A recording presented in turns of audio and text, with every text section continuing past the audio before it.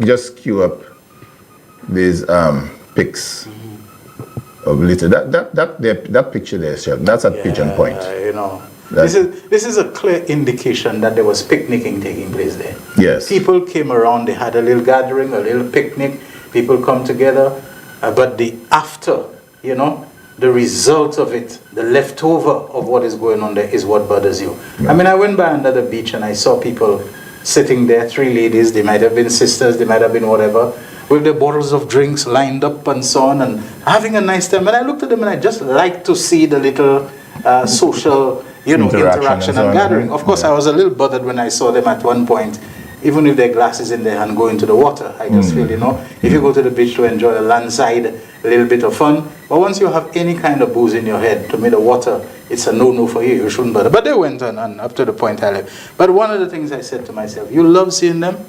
What you will never love to see is after. You know, they leave. They don't clean up after themselves. They don't pick up what's there. They just leave it there and so on. And to me, it ruins the beach experience for everybody, you know. And you know what is so sad about that picture I just showed you, Sheldon?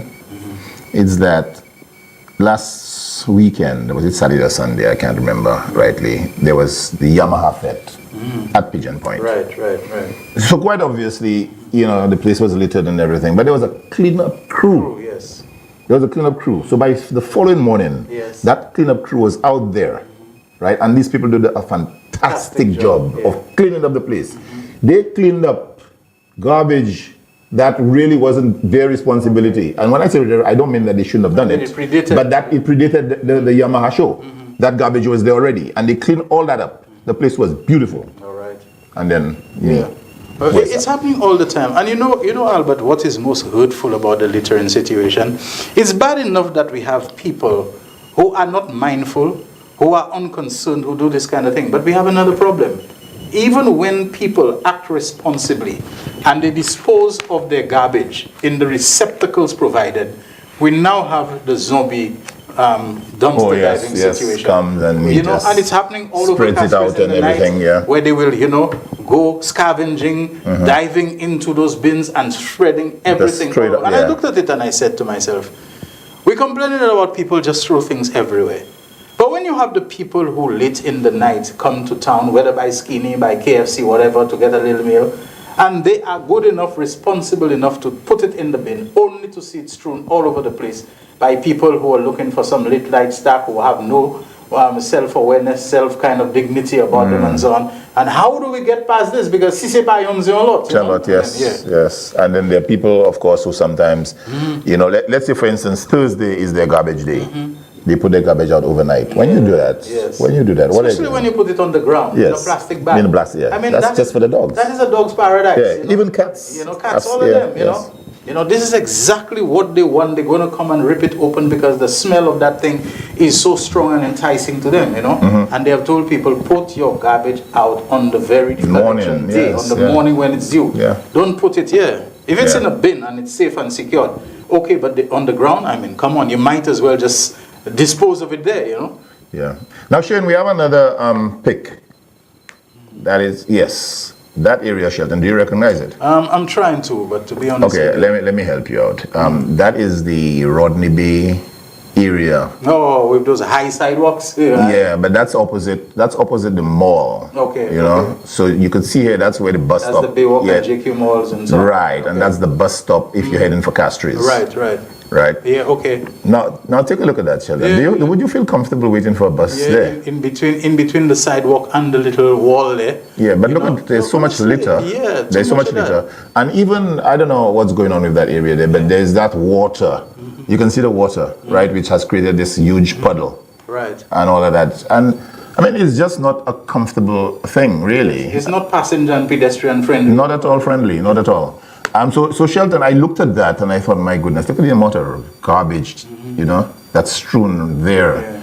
How do you feel comfortable waiting for a bus there? Nobody would. Maybe it's time to think in terms of some kind of receptacle, you know, that people, because if, for example, someone is sipping on a drink and the bus comes, I don't think the drivers want you coming on board drinking or you know, eating or drinking, whatever. So probably people, to get on the bus, they quickly want to get rid of what's in their hand and so on. It's a problem for them, and so they'll just drop it there. Now, even you put the receptacle there, there's no telling that they still won't do the same thing. But at least some kind of receptacle might be useful there. Because when you have water pooling in an area like that, on no situation do you want water splashing on you. A vehicle passes and it splashes water. But when you already see the garbage there, that's the time you don't want that water coming on you, because you associate the water with the litter. You know? Yes. Yeah, so that's just not a comfortable thing at all. It doesn't look hygienic and all that, you know. It is not hygienic. So something has to be done. Quite obviously, the authorities, I don't know who the authorities are. It might be the Grizzly Town Council, I don't know.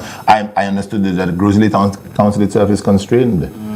You know, because, you know, they may not have the necessary resources, but resources have to be found, because, Shelton, be not fooled. Castries is slowly losing its grip on being the commercial center of St. Lucia. Yes, I would agree with that. Right? And that area there is rapidly vying for that position. The only thing that I believe constrains and holds it back a little is the transportation mobility, you know, the ease and the facility. You know, those traffic backups and congestion. Well, yes. They don't really help things. That's a bit of a headache. To swing and flow and to move as they should. But once that is resolved, I'm telling you, it will be a hands down, no contest, you know, between Grosley and Castries as we know it. You know, it's the city center. So even now, I'm still saying, Shelton, looking at that area there, which might be the premier bus stop for that, you know, that general Grosley area and so on. I think something ought to be done in terms of making it a little more comfortable for passengers and commuters. Make that a little more comfortable for them. You know, even get rid of that water that's standing, you know, do something about it. And you know, all of those things, they point to the need for planning, forward thinking, you know. Because once you see urban planners and so on, I think they used to call them town and urban planners and all of that. Once you see a place is developing, you see that population explosion, you see that boom in housing, you see that boom in commercial enterprise, the buildings, the steel and concrete that will go there, you begin right away to know that there will be pressure on your infrastructure. You begin to look at the drains, you know, and the waterways. Are they enough to carry away your viaducts and aqueducts, whatever you call them, and so on? How water moves. You don't just come and start building sidewalks to say you have a nice wide sidewalk and so on. Yes, but what the sidewalk does, it's a good thing, but it impedes the runoff of water. It impedes the absorption of water into the earth. So you have to find other ways to deal with those issues, your bus stops and so on. You have to see where you need a little shelter over them. You have to look at places where the access to them. You have to look at the pedestrian crossing for people who are coming to the other side of the road. Something to slow down the traffic so people don't have a chance of getting hit at that very point. And I just find that in the last, I think you know how many years, all this kind of thinking forward and so on was just obliterated. You just go, you do things just to say you've done things. So yeah. Exactly. Yeah. Now there's another pic of can we have that pic? Yeah. Can you recognize that, Shelton? My goodness, Albert, why are you putting me on the spot like that? Like that, Well, no, de lo ka we bagay la me amouman li do pa ka fe association, mais ça ka fe entrance, some more entrance for a public facility. That is it's locally known as Simple Park. Okay, all right. Okay, yes, okay. that's that park near the Grosley. Yeah, at the back of the town, you can see Jerome. Going towards Montoot. Yeah, we're going towards the causeway. Yeah, right. Yeah. It's a little back road, right. Well wooded area and so on. Right. That's another thing again, a nice area. But sometimes you go there and you tell yourselves, what is this litter doing there? It looks so out of place. Right, indeed. It's such a nice, relaxing place and so on. Yes, I recognize it. Let us see the other pic, Shane. Right. Now that's all Simple Park, right? Locally known as Simple Park. It's not officially named that. Sheldon, can you see the back of that building there? Well, we have the orange building in the foreground. No, that's the orange building I'm talking about. Okay. Can you see the back of it? Well, I don't know how. That is the stand. You can see two stands there for AC units. Okay. Right? They've both been stolen. My goodness, man. They've both been stolen. Now, this park here, I mean, I don't want to say too much. We need to get into the meat of our show. But the park is just there. Money was spent, the park looks nice.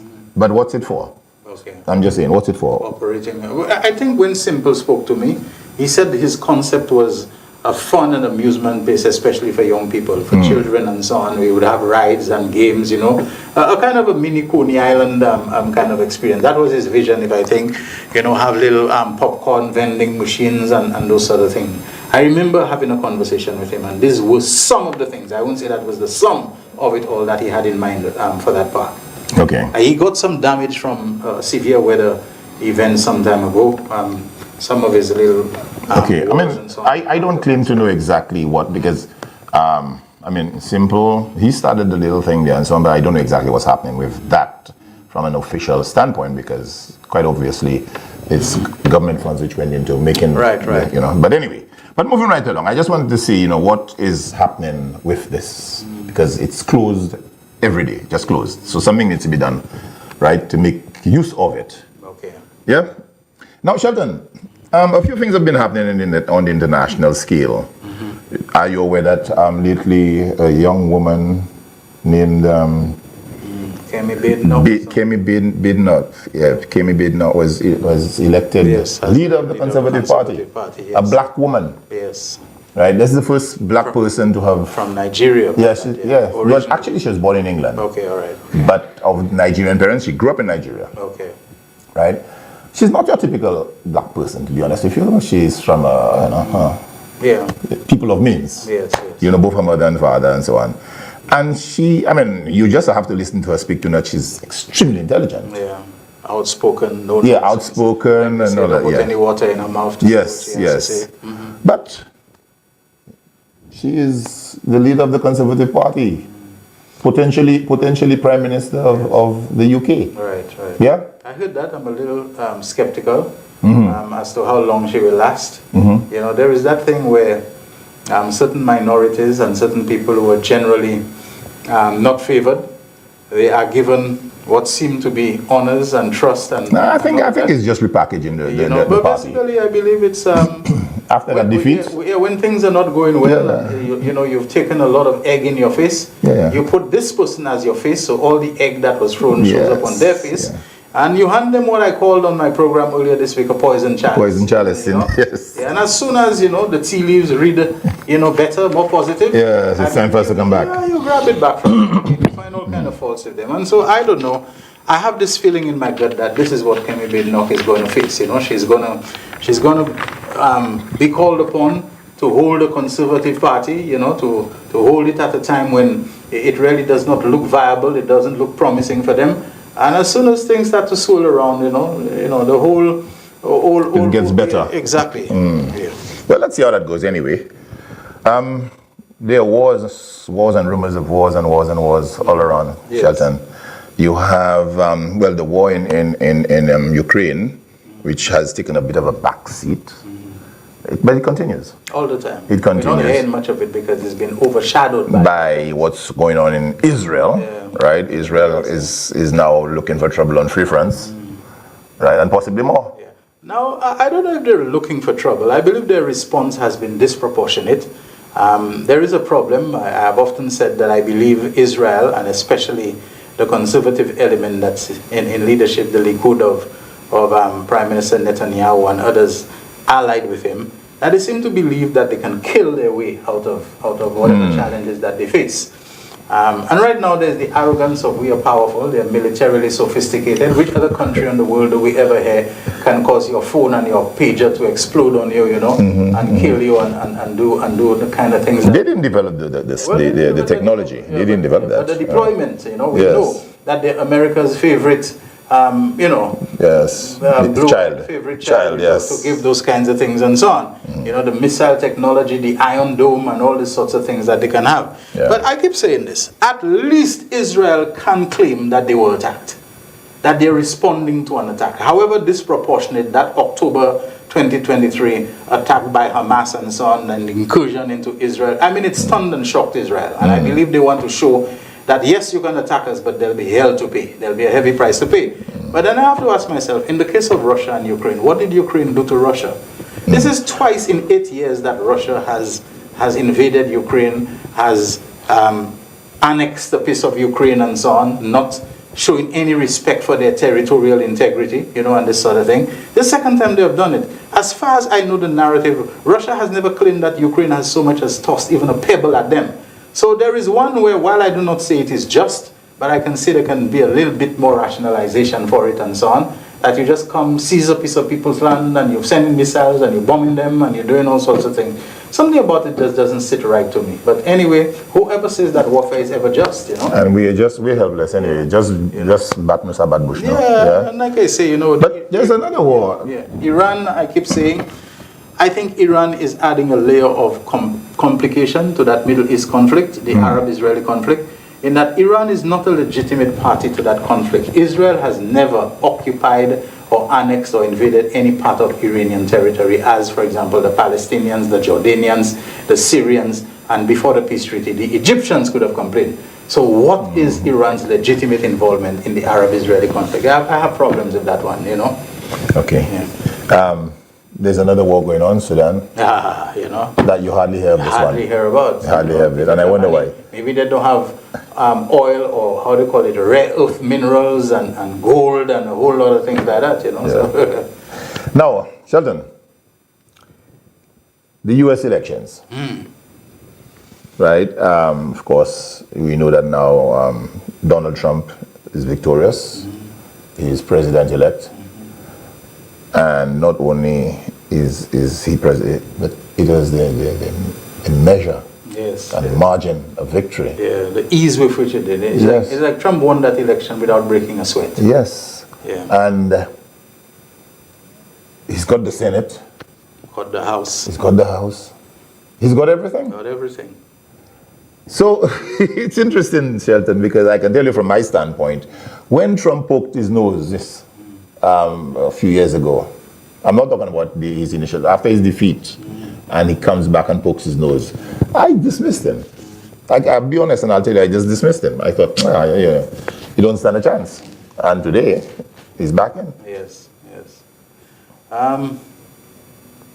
Despite the fact, and I maintain that, Shelton, I maintain that I'm not going to back down on that. Trump is the least qualified in terms of moral fiber, right? And what you expect of a president. For me, he's the least, he's the person who is his very mannerisms, his attitude and all of that, his demeanor, that ought to have disqualified him, but then again, it didn't. The people, right, who are marking his book, his copybook, tick, correct. Even Shelton, the Latin Quarter, and Latin men in particular. Right? I mean, Trump just, anyways. What's your view, my brother? My view on it is, at the end of the day, the only qualification or degree that Trump needs is the BB degree. And that is the ballot box degree. Really and truly, that is the only one that matters. Unfortunately, the ballots are not marked with a tick, with a right, they are marked with a wrong. So this is one way where a man, is actually endorsed not by right, but by the amount of wrongs that he can accumulate. In fact, he said that one man at a time who saw he was losing an election badly and he didn't stand a chance, he said to the people, let me tell you people, I accept that I'm the wrong man, and this other guy, he's got everything. So you all don't need to, even bother putting anything. Just all of you all put anything wrong by my name, Whoever did put a right by the other guy's name, it was a spoiled ballot or rejected ballot, whatever. But the guy who got all the wrongs, he ended up winning. There are reasons that run deep in terms of people's perception of Donald Trump and what he can do for America. And I also believe that Donald Trump and the Republicans were able to exploit some serious mistakes and faults, you understand, on the part of the Democrats, including Joe Biden. Kamala Harris is somebody who was given, to me, an impossible errand to complete in just too little time, for her to do that at that time. So many odds stacked against her. People talk about her color being black and her gender and all of that. Just imagine you have to serve as the number 2, as the vice president to a president who is virtually, mentally speaking, an invalid, a mental invalid at the time. The amount of things you have to juggle at the time, maybe with people who don't want to listen to you and show you respect and so on. Perhaps if you tell Lloyd Austin, you know, this, that, whatever, you know, who the heck are you? These people are like seniors to you and so on. The vice president doesn't seem to, in the United States, have a lot of their own steam. You know, they're usually people in the background, and suddenly you find yourself in the foreground. And while running what was obviously a grueling campaign, you could see it wearing on her. Kamala Harris looked so exhausted to me at times. She seemed to be aging right before your eyes, the wrinkle lines and so on her. While at the same time, she has to function as the vice president. Whatever a vice president has to do, she probably not only has to do it, but to do it even more. Because the president looks like he is hobbled. The president looks like he is, you understand? He's not there and so on. So I'm just saying the mission for Kamala Harris was a very difficult one at that particular time. She was kind of like a default, a fallback, like, look, boy, we realize we can't go with Biden, you know, we need somebody that we wouldn't have to go, and she's the consensus person, so let's just take her. It was a lot for her, you know? Okay. Yeah. I think I'll just shout out a few more people. Shane, you'll indicate to me when we have to go to the break. Yeah. Right, since that night, crew, good night. Caesarea, CJ James, Julia Emmanuel, good night. Camilla Jean, Bosway, Camilla, good night, Camilla. Sylvester Alphonse, good night. Mahoney Auger, good night. Carlton Augustine, Misty Jeremy, Julian Charles. Timothy James, good night. Anson Maxwell, good night. Miss Mora and her husband Wolo and son Claudius, good night. Peter Thomas, Saki Fetla, you'll have to talk to me, you know, Peter, and let me know exactly what's going on up there. Okay. Now, Dudu and the crew at Leo's restaurant at Upper Bridge Street, Lower Pavé. Bon qualité manger, Tiboy. Bon qualité manger. Yes, good now, food. You remember that? You know that channel? Bon qualité manger, Tiboy? Buffalo man, jouer puis moi pas jouer puis manger, but it actually was a spin-off from an ad done by Grandpa, you know, Fish Alphonse, you know. I was about to mark you wrong. His grandson said, son, he said, Tiboy, Grandpa, yes, Grandpa. Yes, and Grandpa is who? Fish Alphonse. George Fish Alphonse, indeed. George Fish Alphonse. So you remember the time when George Fish Alphonse and Boots Samuel, these guys were in the forefront of promulgating the whole Creole and Creole. Hey, compare. Yes. Ready to talk. Right. Keeping the Creole current. Of course. Right. You'd notice that you don't really see much of them of late. Yes. Right. I hope that that this. We are a culture that recognizes those contributions. Yes, of course. I'm hoping that we do that. Right. So, Shelton, let us. Before I go further, I almost forgot. Danquah, good night, Danquah Esquire. I'm sure you're listening. Good night to you, sir. Right. Now, Shelton. It's 9 o'clock, eh? So. It's time for the break? I don't know. Shane, is it time for the break? All right. He says no. No, okay. Go ahead. All right. No, Shelton. You know that there was all this row about school sports and so on. That there was no school sports. That the budget for the school sports had been diverted. But let's just listen to it. Let's cue that clip for me, Shane. All right. No. We're not there yet? But anyway, bottom line is that they were saying that the budget, and that is really sad, that the budget for school sports was diverted to gifts. Are you saying you got it? Yeah, he says he's got it. Yeah. Okay, all right then. Let's have that clip. Late last month, Leonard Montoute, Public Relations Officer for the opposition UWP, spoke at the party's weekly press briefing, blamed the cancellation of secondary school sports meets on a recent government loan from the National Lotteries Association. Today, our young boys and girls cannot enjoy the privilege of having school sports because you're told that the Ministry of Sports does not have the requisite finance to put on school sports. And I remember very well when the leader of the opposition spoke about the borrowing of $80 million by the National Lottery. And it was said that it was for preparation for World Cup. We were not told how that money was being spent. We were not told who the contractor was. We were not told exactly what was being done with that money. I recall then when he warned that that is supposed to be money to provide for programming in sports.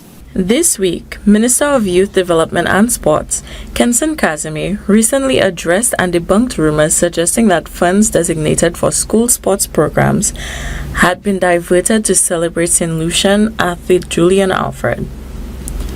Casimir clarified that no school sport funds were used for the celebration, expressing disappointment in what he described as unfounded accusations. He emphasized the importance of transparency in managing resources meant for youth development and reassured the public that these funds remain dedicated to supporting school sports initiatives and sports will continue in January. The notion that the Ministry of Youth Development and Sports did not have the financing to have school sports this term is an absolute and blatant lie. There is no truth to it. The notion that the Ministry of Youth Development and Sport took money earmarked for school sports and spent it on the Julian Alfred concert and reward is an absolute salacious, fallacious lie. Casimir voiced concern over the spread of misinformation, stating that such dishonesty undermines trust within the community and misleads the public. He noted that false claims not only damage the credibility of the government, but also erode public faith in youth-focused programs. The minister called for an honest and informed approach in discussing government initiatives, underscoring that truthfulness is essential in building a stronger, united community. The Ministry of Finance financed all the celebrations for Julian Alfred. The rewards that are given are coming from the Ministry of Finance.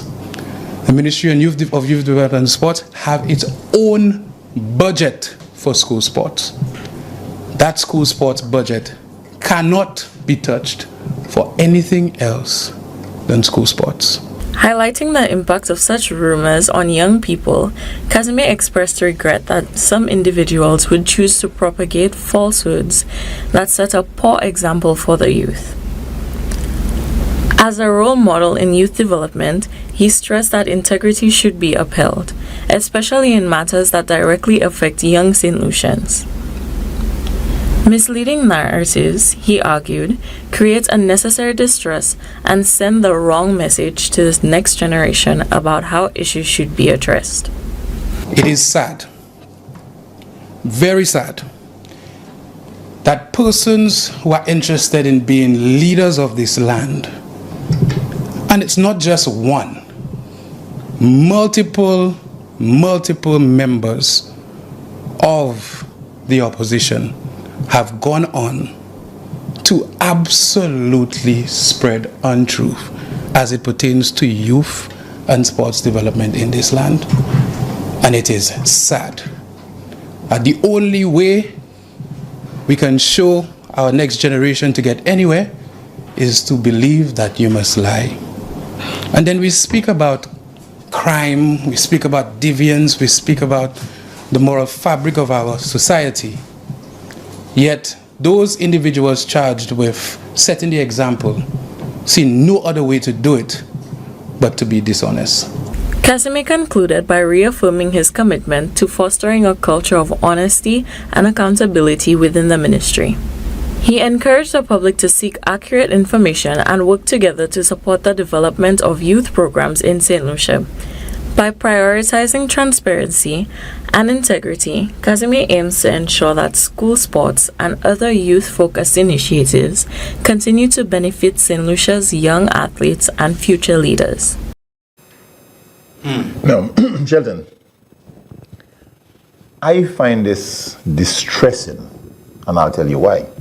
First of all, Shelton, you hear how Spider started? We were told. They're always that. I've been made to understand. Yes. We've been told. We've learned. Yeah. You were told. Who It's told being you? said. This Who is the told kind of you? thing, yeah. Who told you that, Spider? Because it's an outright lie. Now, Shelton, in my view, these guys go into their laboratory, they fashion a lie, and they dress it up as truth and put it out there. and they give it legs. It's innuendo, it's insinuation. Yes, they just put it out there. Yeah. But how can you do that? And you know what's the most hurtful and shameful thing there, Shelton? To take Julian Alfred. You know, Julian Alfred is a brand, and she's our brand. And Shelton, right now, when Julian Alfred steps out there, St. Lucia steps out there with her. You know? And for you, Spider, you shameless man, to be taking Julian Alfred's name and putting in your nonsense, you and your UWP. Yeah. You know, to me, somebody ought to have said, hold on, step back a bit. Look, you're all involved in Julian Alfred. I mean, if it's Pierre and Hilaire and Richard and put Frederick in it to all of them. Yeah. If it's them, throw it at them. But look, Julian Alfred coming in that thing there. Sorry. Stop. You're all going to do damage to that brand. Leave that alone. Nobody in there can say that, Shelton. Yeah, because all they are focused upon is debasing whatever they have to debase in order to achieve a narrow objective. Yes. You know, that's it, you know, it's debasement that's going on there. And you're going to debase the image of your country, the name of your country, the national heroine of your country at this time and so on. Yeah. And somebody, at the time when Julian and St. Lucia are on such a high. Yeah, let us say that Julian Alfred had any foray into anything you can consider. This is a young lady who radiates innocence. You know, she's not involved in any of this kind of. She doesn't even seem to have any kind of consciousness. She's focused on what she does. Tell you, this is UWP for you. Look at how they went after the governor of the Eastern Caribbean Central Bank simply because his message and his analysis about how St. Lucia's economy is performing, it doesn't align, and that is them. We don't care who we have to blow away and to rip apart and so on. We're going to do it. But look at the lawyers they went after. Yeah. Look at the lawyers they went after. Some of them very closely related to and associated with, if not Alan Shasta himself, his wife and so on. Who, I mean, it's absolutely despicable.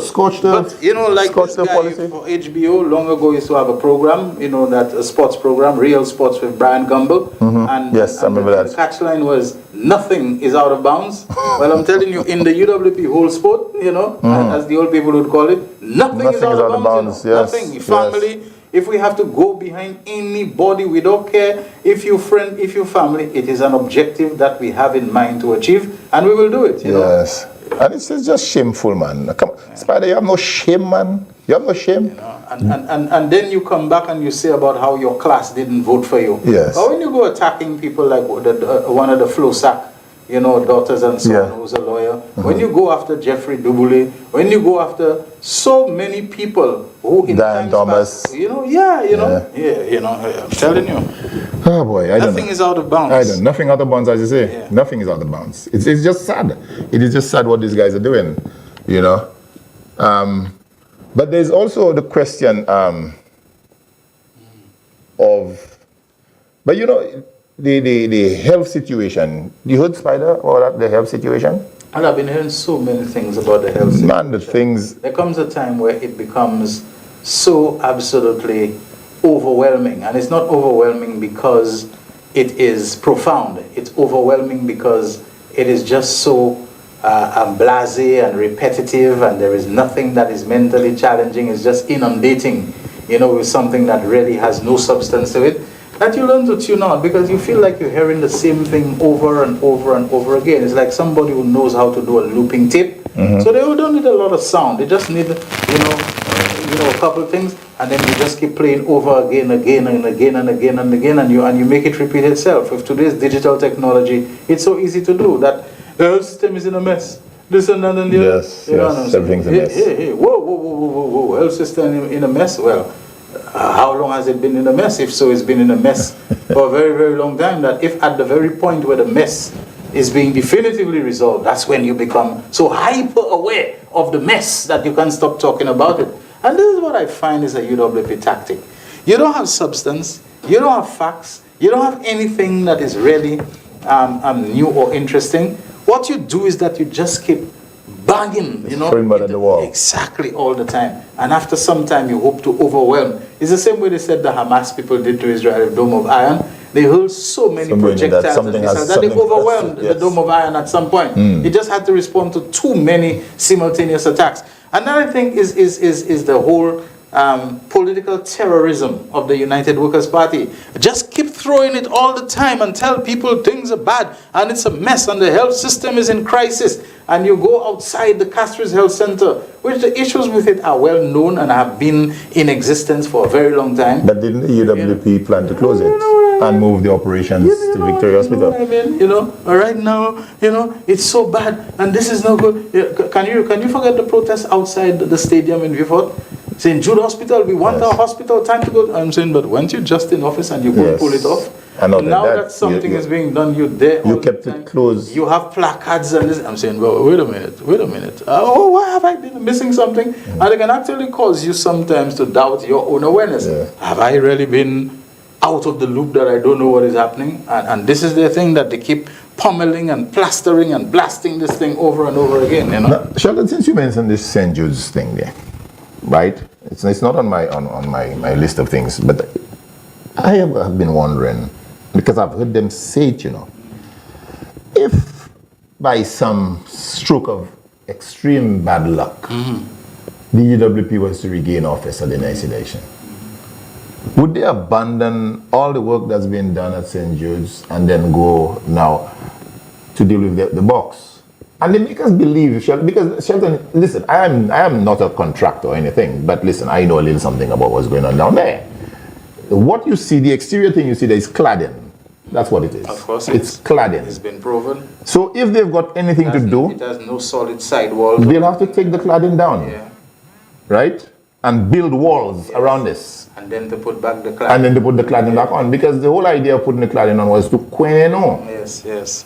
Queneno. Yes. So, and they're still pushing that narrative, that they've got this. My feeling is if they come back, they're not just going to abandon the buildings and go to the box. They're going to mash up some buildings. There's precedent for that. Yes, they've done it. They've done it before. They might do it again. They've done it before. You can't put anything past those people, especially the kind of leader that they have, that it has to be about him. Yes. It has to be about his personal glory. What he wants. And all of that. And I suspect they might do the same thing if Halls of Justice mashed up and say it doesn't fit well with the vision and the theme of the city, and it's an impediment to the cathedral and everything, because at the end of the day, letting it go up is going to give some kind of big up and kudos to Philip J. and a feather in the cap that you don't want to. I wouldn't be surprised if they'd be on a wholesale campaign, how you call that, Operation Mashup, because they've been mashing up bridges, they've been mashing up old prisons, they've been mashing up a whole lot of things they're mashing up, and I believe if they come back, is now we're going to see mash up. Yes.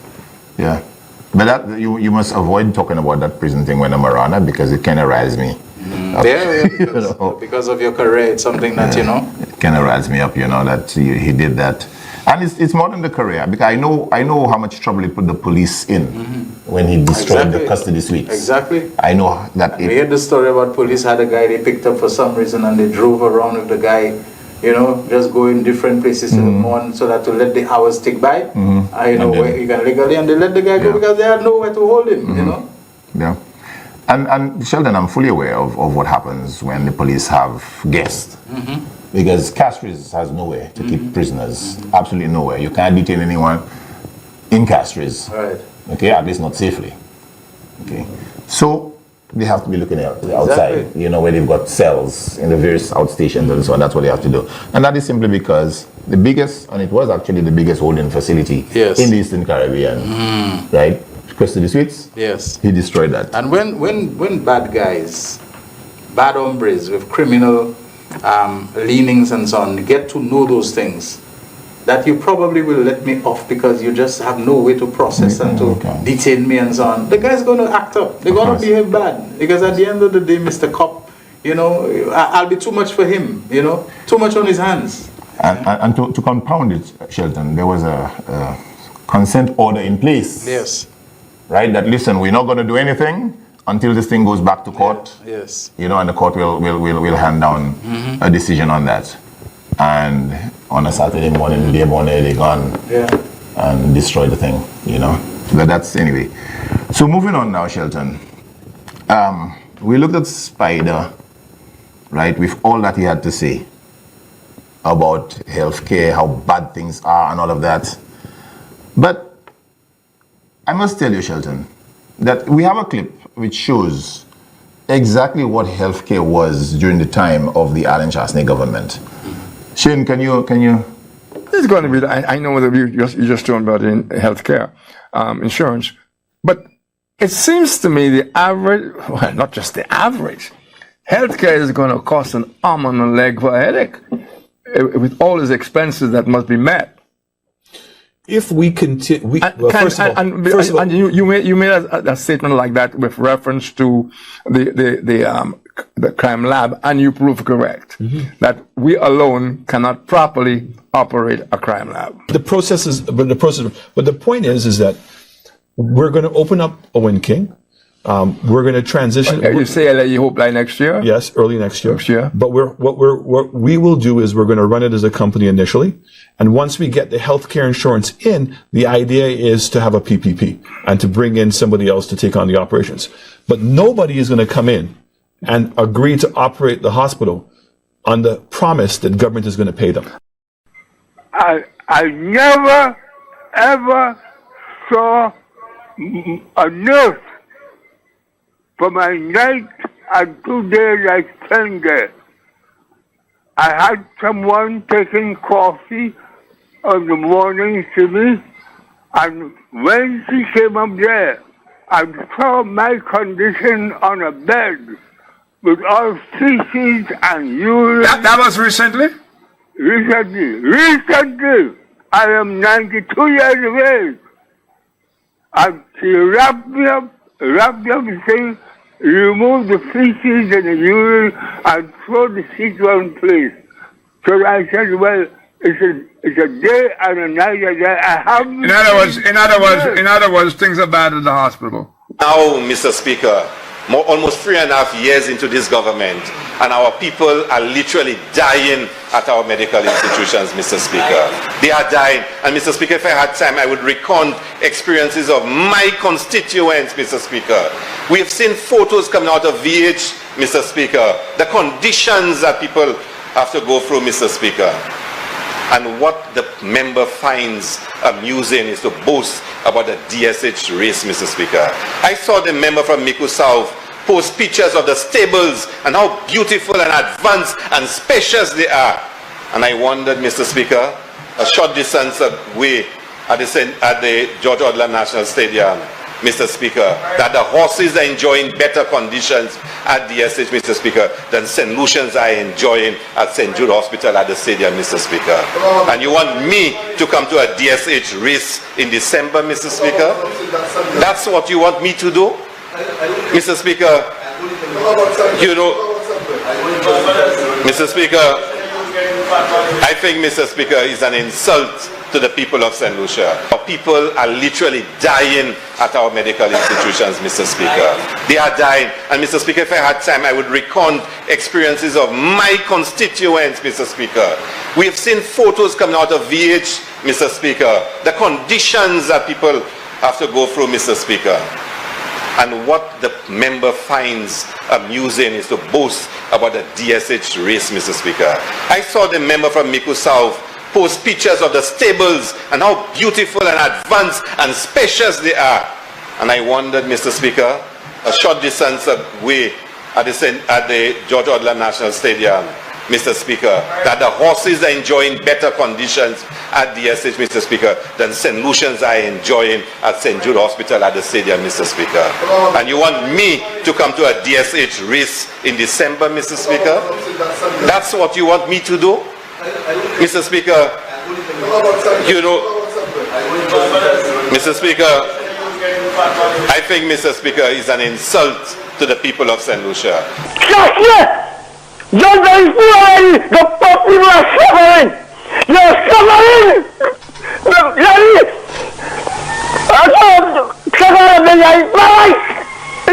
right! It's not right, I'm telling you!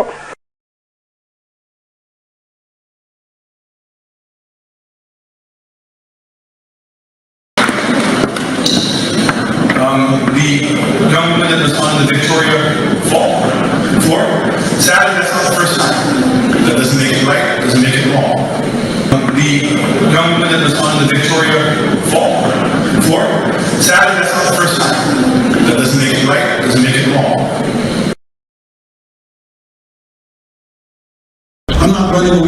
services. But my government, as Sarah said, does not have the latitude of saying we're going to focus on healthcare.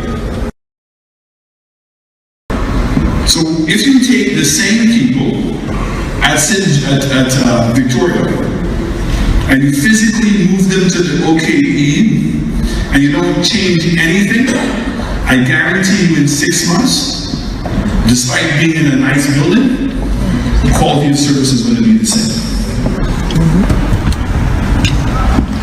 It will be exactly the same. And so what I've been holding out for is that we have a proper organization structure and that people are interviewed and that we allow them now to go into OKEU.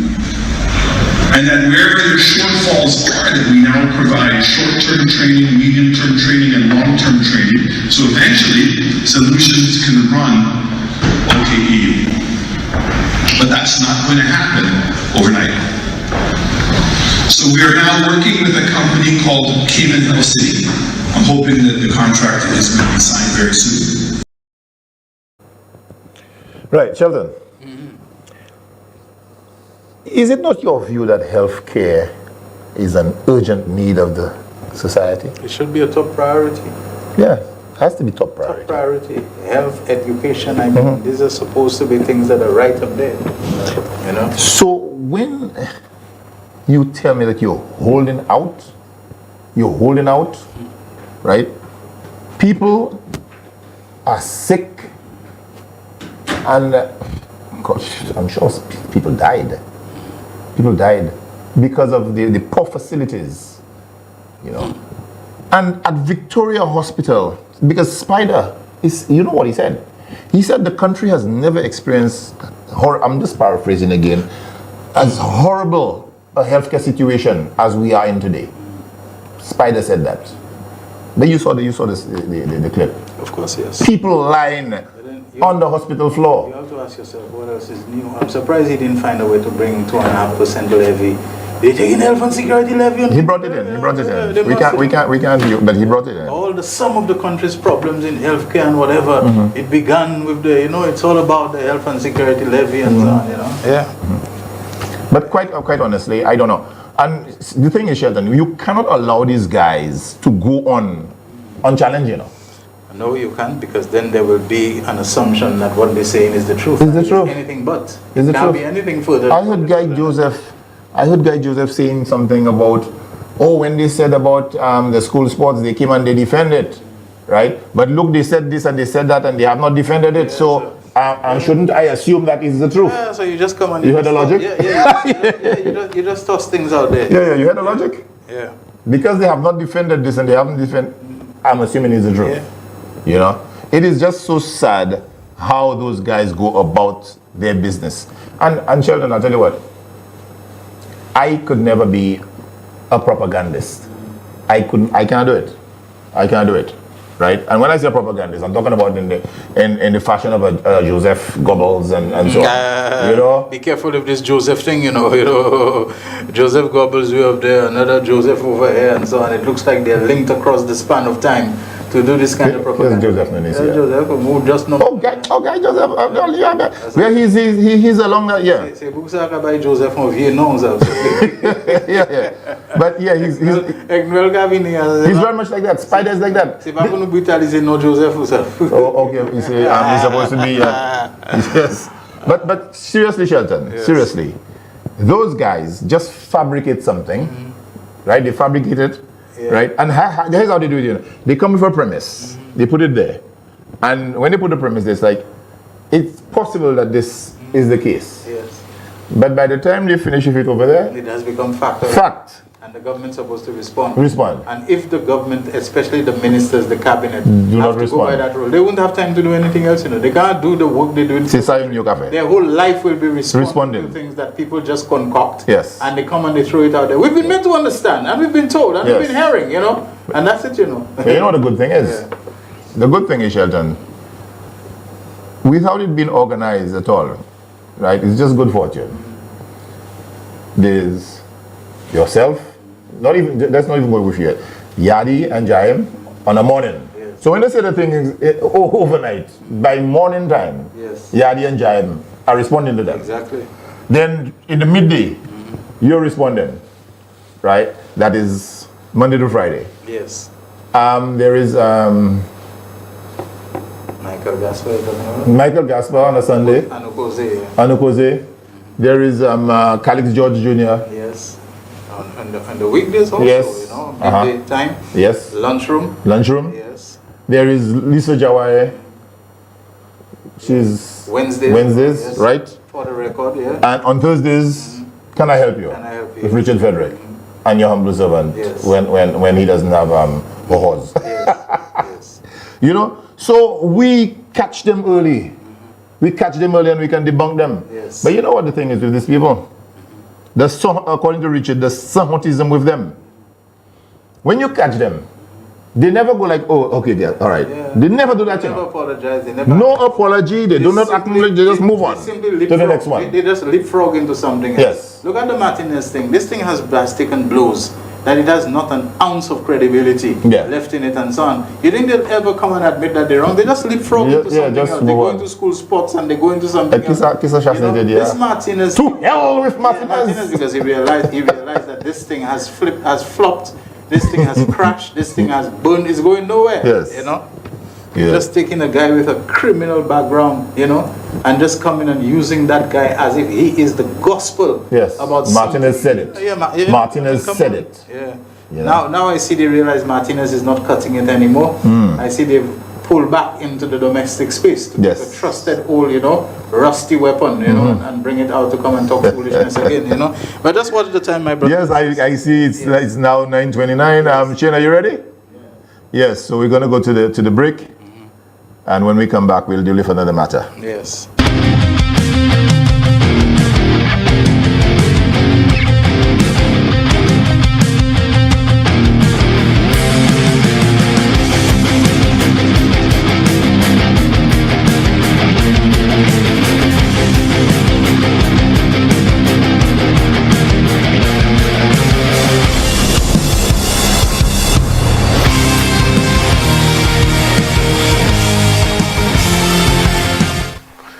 McDowell's Supplements, an effective way to ensure you and your loved ones are getting the daily recommended intake of essential vitamins, minerals, and other important nutrients necessary for optimal health. Naturally, we carry an array of health and wellness supplements. McDowell's Immune Booster enhances your body's defense to fight colds and flu, boosts your immune system, prevents viruses and other airborne diseases. McDowell's Colon Cleanser prevents constipation, helps in removing toxins from the colon, detoxifies the body, and regulates your bowel movements. McDowell's Prostate Health prevent the enlargement of the prostate, improve urinary flow, and reduce frequent urination, especially at night. Moringa oleifera capsules are rich in minerals like calcium, potassium, zinc, magnesium, iron, and copper, vitamins like beta-carotene, vitamin A, vitamin B such as folic acid, vitamin C, D, and E. McDowell's Potassium Complex, used for treating and preventing low potassium levels, high blood pressure, preventing stroke, and aid in weight loss. McDowell's Triple Magnesium relaxes the muscles, relieves cramps and helps to control high blood pressure, improves sleep, and can calm the nerves. Magnesium is very important for the normal functioning of cells, nerves, muscles, bones, and the heart. McDowell's Ginger Turmeric helps to relieve pain, decrease nausea and enhance the immune function to help protect against illness and infection. Ginger turmeric has powerful anti-inflammatory properties and improves your circulation. Don't hold health back. Let health strike back. McDowell's, the better way to start your health. Visit Health Service Center, John Compton Highway, call 453-6417. Let your wellness be our stress.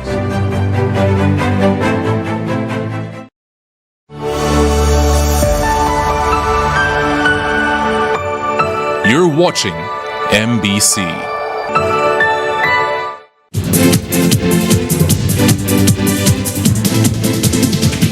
The winning numbers for the evening draw of Thursday, 7th November 2024 were tic-tac-toe 1, 10, 12, 16, 17, 19, 20.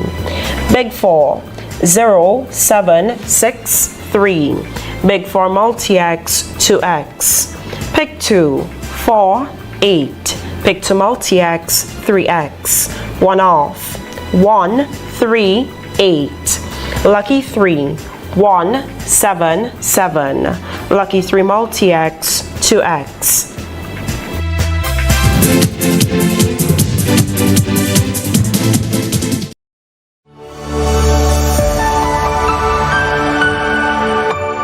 You're watching MBC. Looking for certified specialists in motor vehicle inspections and evaluations? Check us at K&M Garage, located in Massad, Grosley. We also specialize in motor vehicle damage assessment reports, bodywork, part replacement, and ordering of motor vehicle parts for all vehicles. For more information, call 452-6596, 716-1333, or 716-0767. It is well known that diseases like diabetes, high blood pressure, and other illnesses may restrict blood flow, which can lead to impotence and erectile dysfunction. This is why Enhance was formulated to meet these challenging health problems, which can reduce your ability to perform. If you're having problems maintaining your manhood, then reclaim your manhood today with Enhance. Enhance increases your energy level, boosts your stamina, and increases your endurance. You can get your Enhance at Southwell VA4, Restorer Pharmacy Soufre, Knights Med Miku, Lay by Bar The Morn, Dexter's Place Jeremy Street Castries, Citygate Bar The City opposite the market, Plants Place Denry Highway, Arlette Supermarket Soufre, The Release Stress Bar Labrie Highway, Cool Joint Bar Victoria Schwazel, Prios Bus Stop 22, next to the Moshi Bus Stop, opposite the Grosley Bus Stop. Prios Bar and Grill in Corinth, Grosley. Enhance, the best a man can get.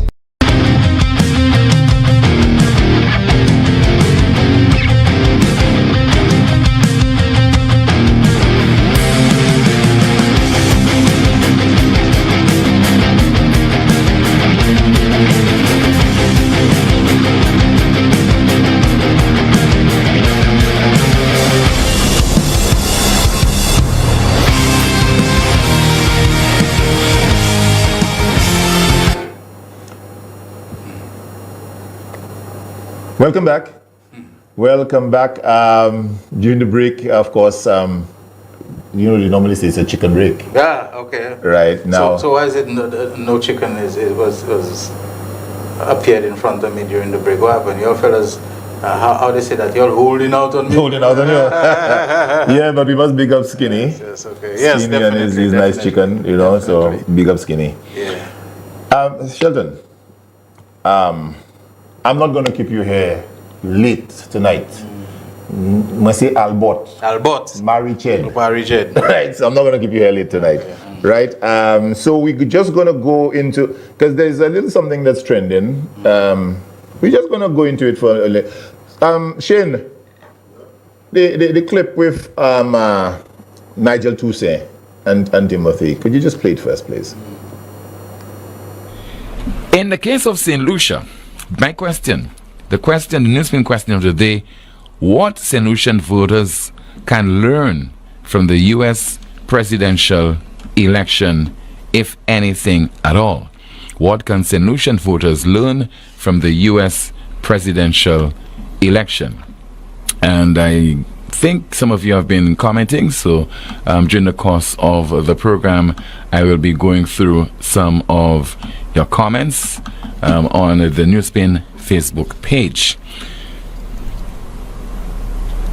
There's been some leaders, two of them of late. A few years ago, we heard from Dr. Keith Rowley of Trinidad and Tobago. Remember, Alan Chasney, former Prime Minister of St. Lucia, visited the sister party of the UWP in the Twin Island Republic, which is the UNC, a few years ago, and speaking about crime. And Dr. Keith Rowley took offense, and he described the former Prime Minister of St. Lucia and political leader of the UWP as Tropical Trump. And just recently, the Prime Minister of St. Vincent and the Grenadines. Dr. Ralph Gonsalves again described Mr. Alan Chastney as Tropical Trump. So do you believe that St. Lucia's Tropical Trump can also win the next general election constitutionally due in 2026? And let's play a clip, if you think I'm lying, of Dr. Keith Rowley describing Alan Chastney as Tropical Trump. That sound like sense to you?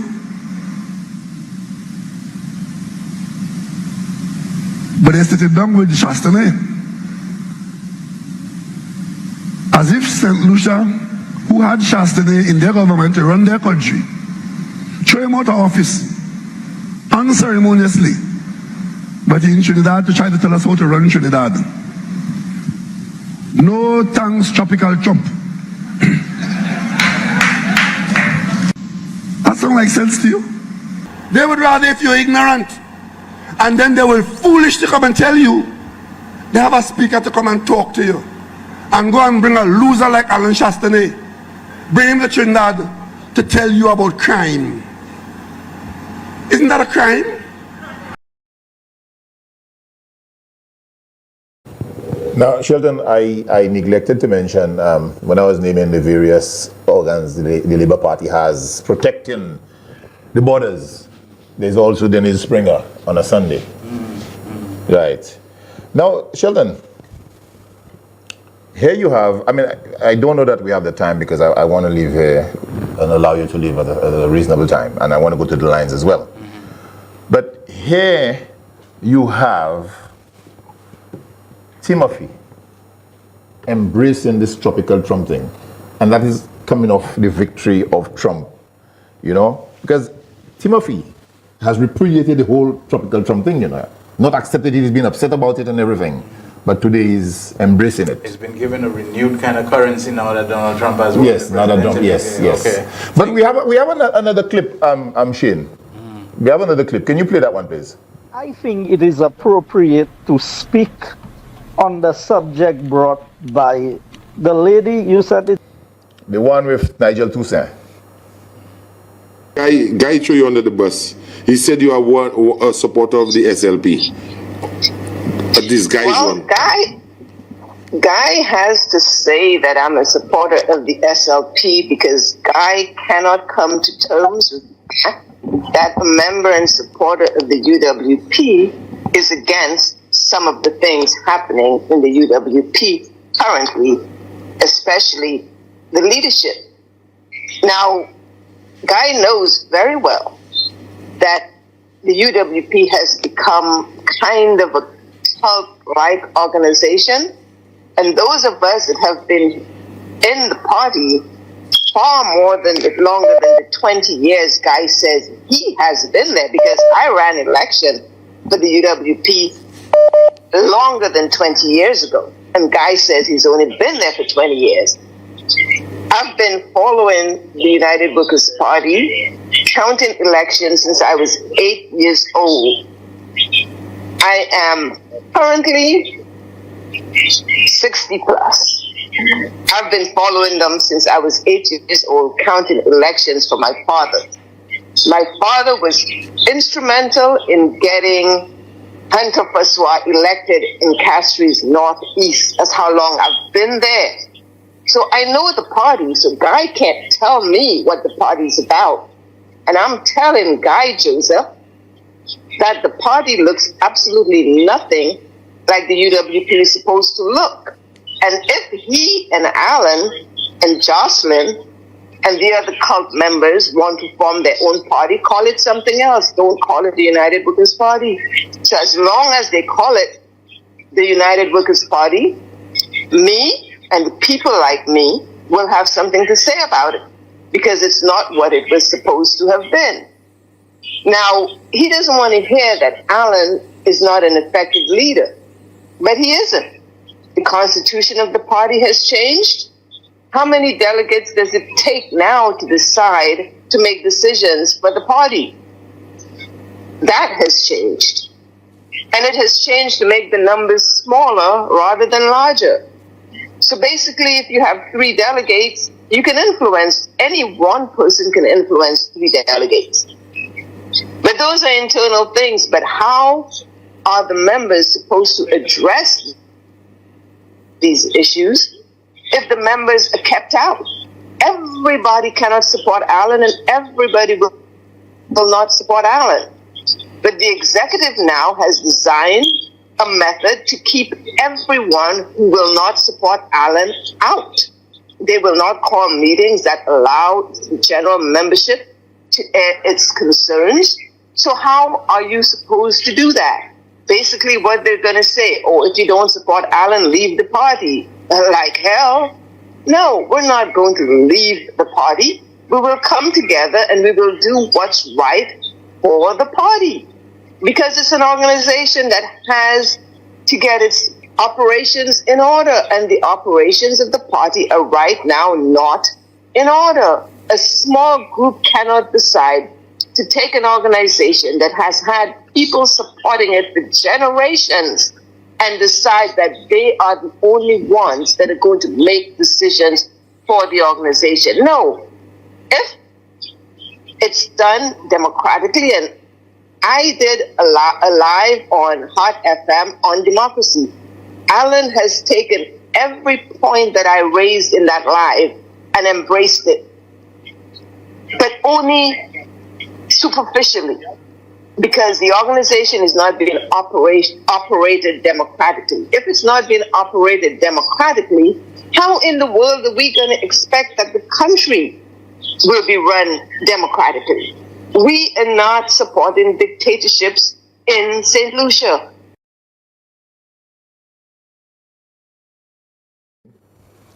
No, you listen to Nigel, right? Yes, indeed. I don't know that Nigel necessarily is my cup of tea, right? But just listen to what Nigel was saying there. Nigel was giving you an analysis of what the UWP has become.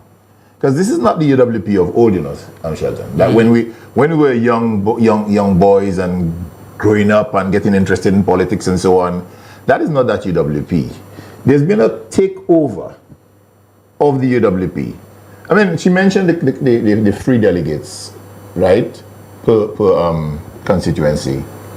You know that was 20. Mm-hmm. And Alan moved it to 3. Mm-hmm. And as Nigel said, it's easier to control 3 than 20. Control influence, whatever, than 20. And I have said it here before. I am aware of what happened in Denry South, right?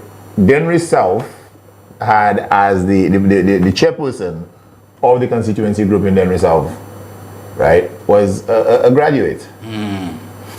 Right? A graduate was the chairperson. Refrain from naming.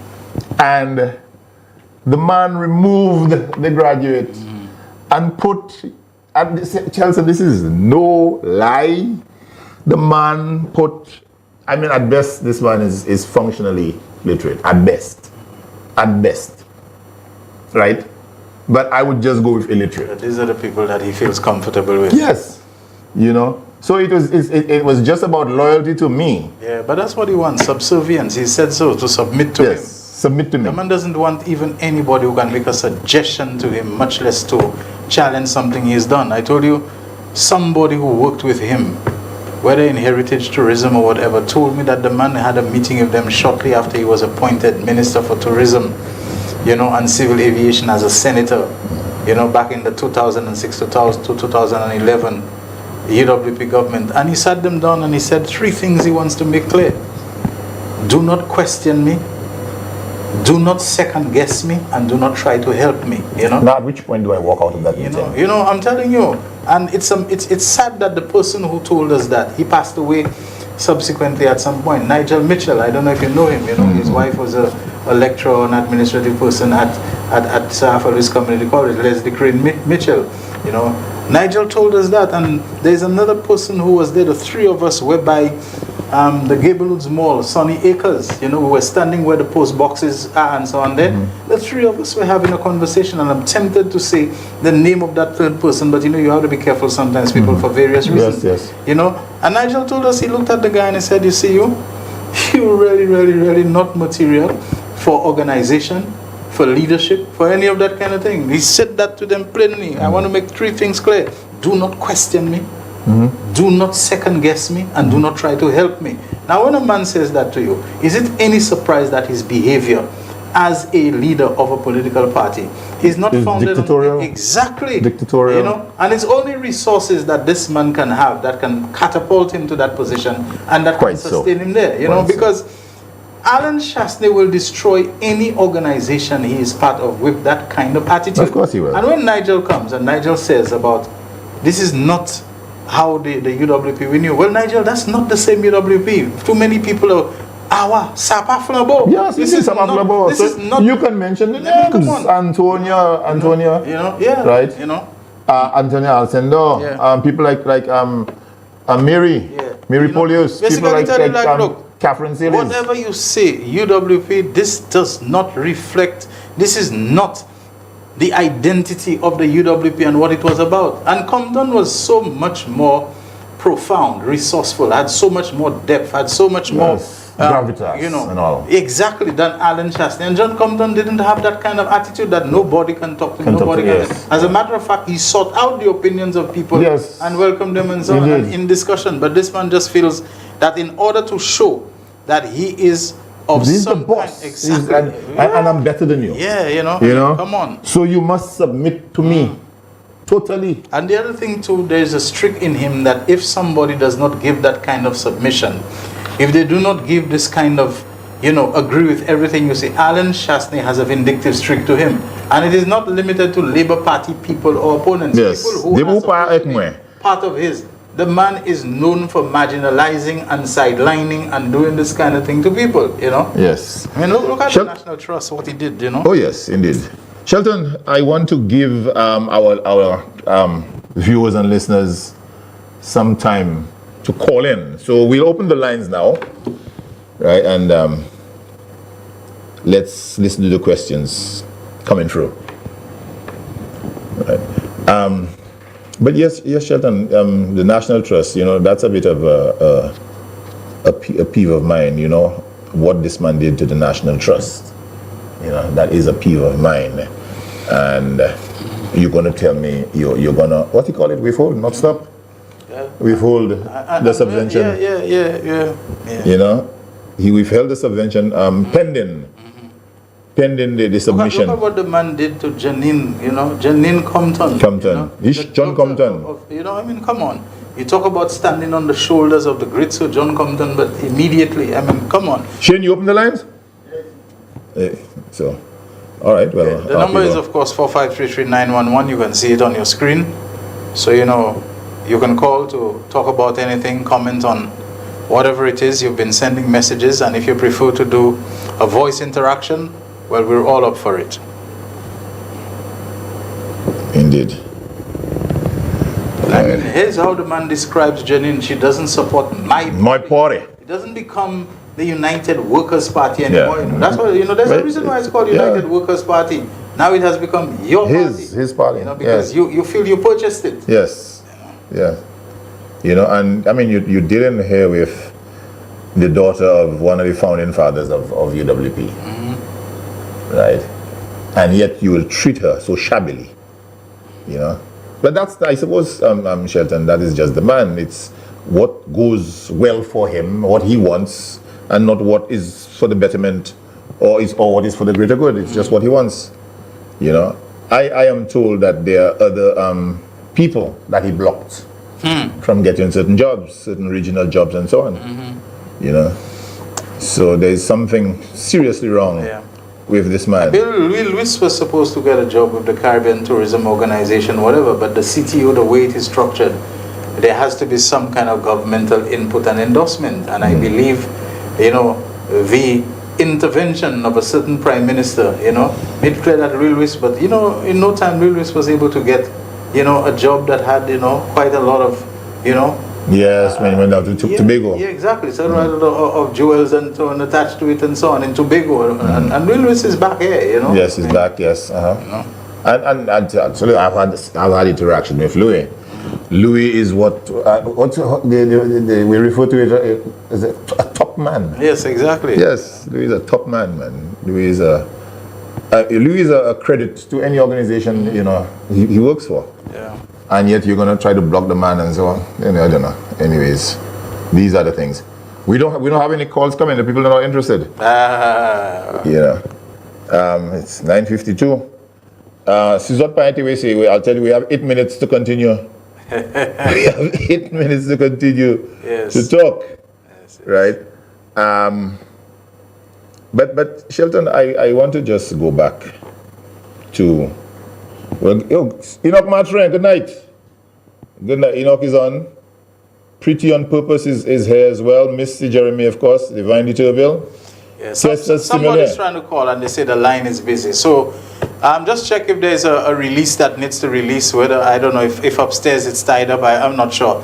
But somebody's saying that they have been trying to call and it is the line that is somehow engaged, you know. So I don't know who's upstairs, if it's DJ Rocket Launcher, if they're using the line. I don't know. Okay. Mahoney, well, we said hello to Fedora Letang. Good night, Fedora Letang. Good night. All right. So we've got a caller. Yeah, immediately, you know. Yes, good night, caller. Yeah, hello, good night. To you and Shelton, good night. Yeah, good night to you. Yes. To our principal, wherever you are, if you're listening, good night. Good night to the Labour supporters. And tonight, what I want to talk about is that we're going to project our You having problems again? We lost the caller? Yeah, can you hear us? Yeah, I think it's Hillary. Hillary, if it's you there and you're hearing, we're not hearing you right now. We don't know what's the problem, but we're just not hearing you. Okay.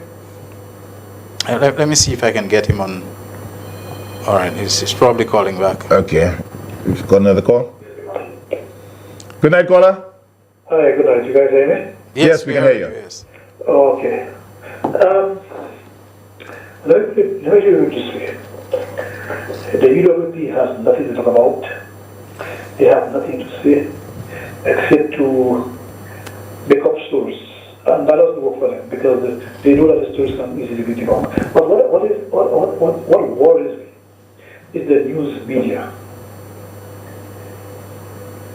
Whether it's TV or radio. You may not tell me. The UWP called you for a stupid thing at a press conference about the school sports. It was debunked by the minister. 2 days later, the person still spread that bullshit lie. Could they call the ministry, the Permanent Secretary, and verify that the minister clarified that, you know? But 2 days later, they're still telling us to be story from the UWP as it is news when they know it is a lie. That's what bothers me.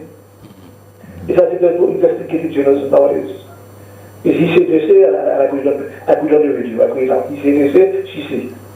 And I just put it out. It's like almost like a Jumbo affair. Dimado. Like we did all. Yeah, they just say stuff. So I just don't get it. Now, the other thing, I watched those clips on Shaftly. You know, for some reason,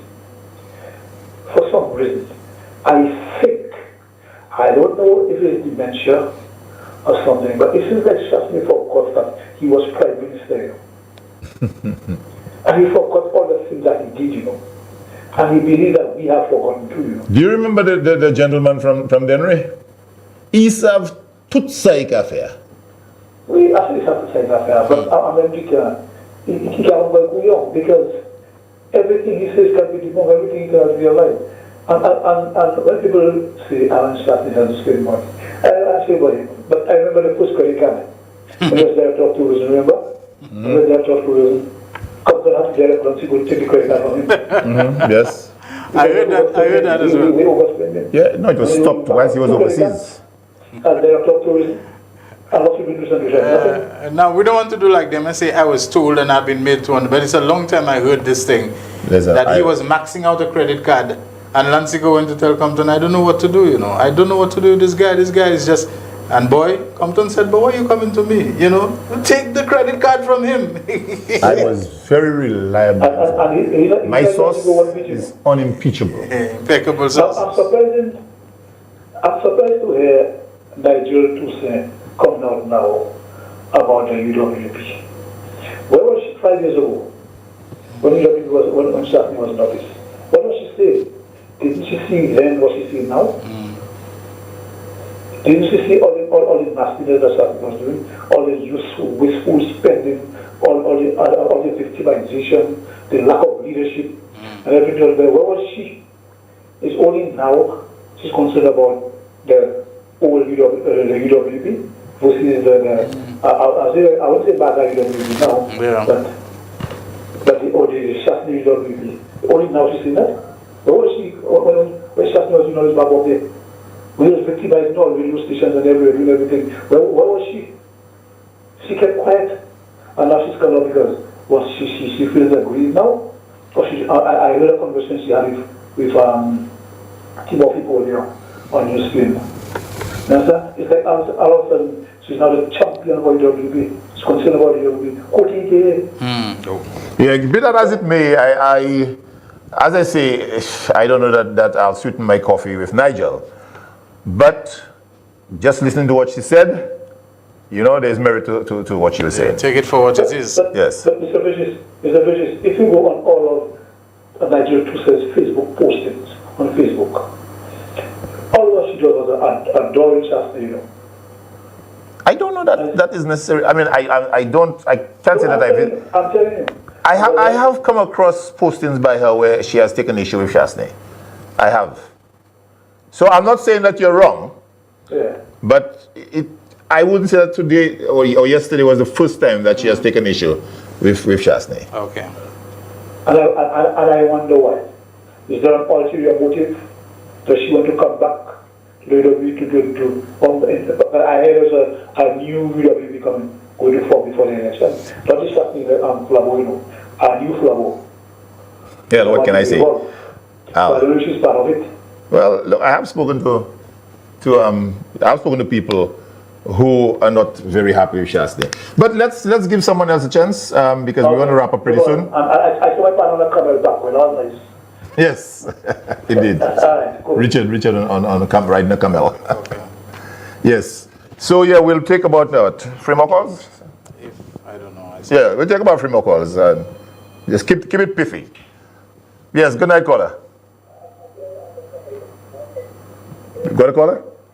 Yeah, hello. Good night, caller. Yeah, good night, yeah.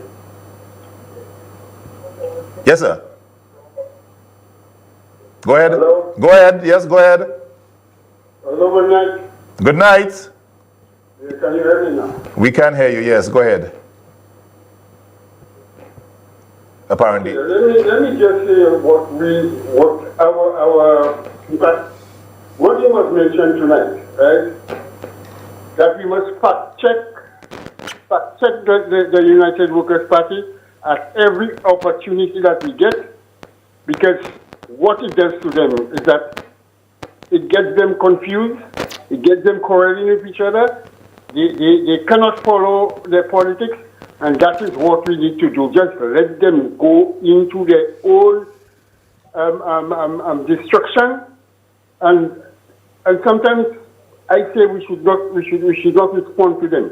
But I'm saying now that we should respond to them at every opportunity that we get to fact check them and put them in their place. And I want to encourage our people that when UWP speak, it should not only be left to the media, but we ourselves should join the media and help the situation. Have a blessed night. Good night. Yes, Thank good you night. very much. Yes, thanks, caller. Yeah. We'll take 2 more calls. Sheldon is not so happy, but we'll take 2 more calls. No, that's okay. It's Yes. just a little bit of discomfort, nothing to do with the Yes. program itself or the calls. Okay, we've got a caller. Hello. Yes, good night, caller. Good night. Thank God for a blessed day, protecting us from harm, danger, and accidents. And may God bless you all. Have a good time tonight there, and protect you all when you're going back home. Now, I want to ask a question. Where is Christopher Hunt? Caller, if you could turn down the volume, we've got a bit of a feedback.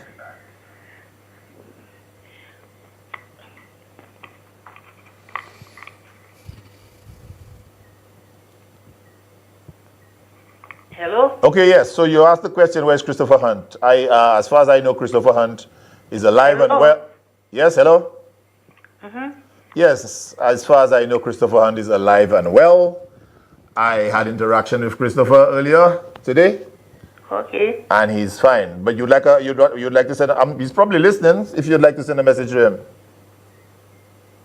All right. Good night. Or do you have a message for Christopher? Huh? Do you have something to say to Christopher Hunt? I just not hearing nothing about him, and I just wanted to know. You want? About. Okay. But he's okay. He's okay. Okay. All right then. Have a good night. Okay. Good night. Good night. Stay safe. Reach home safe.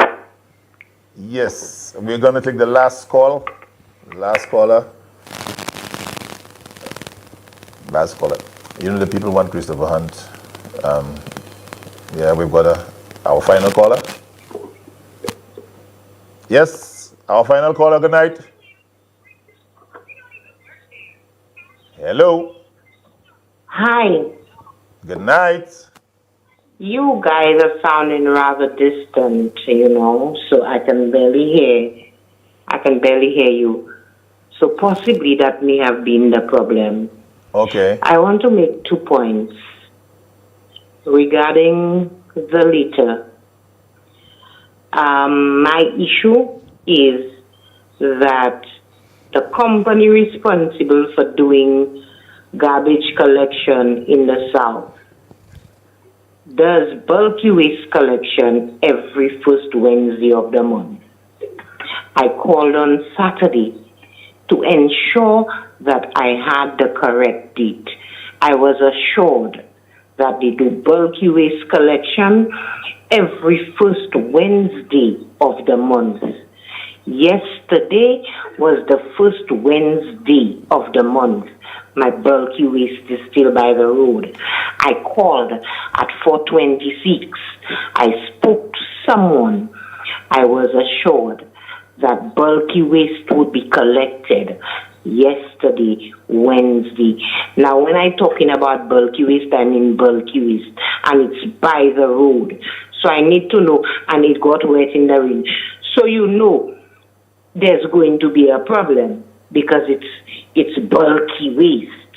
So what do I do now? Okay? So how could you possibly have one vehicle doing bulky waste collection in the whole of the South on the first Wednesday of the month? Okay? That's one. The second thing I have issue with is the school sports cancellation, postponement, whatever argument. An article was written and posted on the 23rd of October, 2024. It had to take 14 days, right, for somebody from the relevant ministry to respond. Okay? 14 days. If the information was incorrect, somebody from the ministry should have seen that. Guy Joseph, who has no interest in sports radio, would speak about it and would assume that it is because of him the minister responded. We have to mind our business and don't let these politicians mind our business for us. Putting our business first is supposed to be our agenda. Have a good night. Yes, good night, good night. I agree. I think that there was a vacuum created in that messaging, and Guy Joseph, who never played marbles, right, far less football or anything like that, jumped in there, right, because he saw a political opportunity, and it was subsequent to that there was a response from, according to Cornelia, the relevant authorities. So, I mean, we must be a little more vigilant, right? Because these chaps are busy. They're busy and they'll say anything, they'll do anything. But in any event, I think we've come to that point. It's 10:07 now. Shelton, I will allow you to go. I know you're tired. So, but thank you everyone who participated in the program tonight. You know, of course, Richard is, I saw some pics of him out there on a camel. He's at the Sphinx and all of that. And that is good stuff, you know. He's out there walking like an Egyptian. Tell him, you know, ride the camel, but don't think of going to take any swim in the Nile. Oh, yeah, there are some crockies. Yes, I've heard that. And Yes. The Nile crocodile. He's the biggest one of them all. It's very fearsome, and it can do some pretty nice things. You know? We're going to take that final call, okay? Yes, we'll take that final call. Yes, good night. Good night. Hello, good night. Yes, you are the final caller. Good night, gentlemen. Good night, sir. Yes, go on. Hello, good night. Good night. Go on. Yeah, good night, gentlemen. Yeah, holding on the fort for Richard. I saw the Honorable having a great time riding on his camel near the pyramid. Yes, it was a nice scene. I'm just saying to myself, I know they have to, what they will say on taxpayers' money, because you know they have to find something to say. Yeah, so I just want to tell you all to continue the great work. And like I said, I mean, we all knew, we did not, in as much as we did not want Trump to get to the White House, but we could have seen that all the stats were against Kamala. Like you said in the beginning, everything was going against her. So I think America got the president they deserve. Yes, and like the Bible says, God sets up kingdom and he put down kingdom. So I just believe it was Trump that had to be there at the moment. That's my contribution tonight. Have a great night. Okay then. Thank you very much. Good night. That was the last caller. So Shelton, thanks very much for showing up. I appreciate that because, as I say, I know you're a very busy man. But thanks for showing up. I would invite you again because I don't think Richard will be back for next Thursday. Okay, and I'll be there. So yes, indeed. So thank you very much for that. Thank everyone who participated tonight. And so, good night. See you again next Thursday. God willing. Until.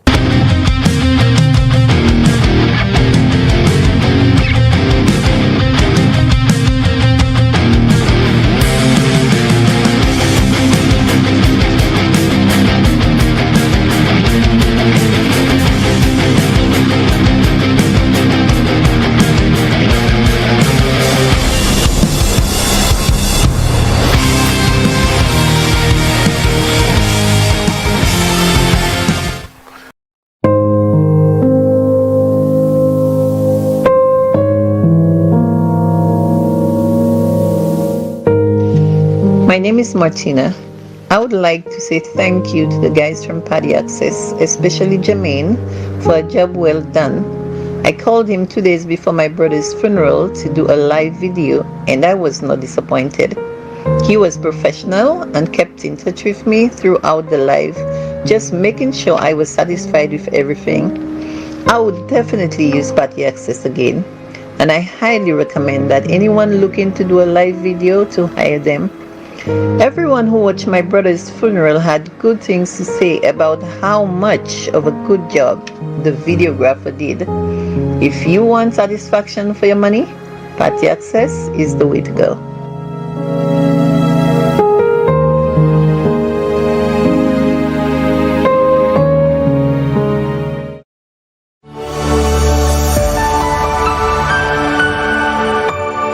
You're watching MBC.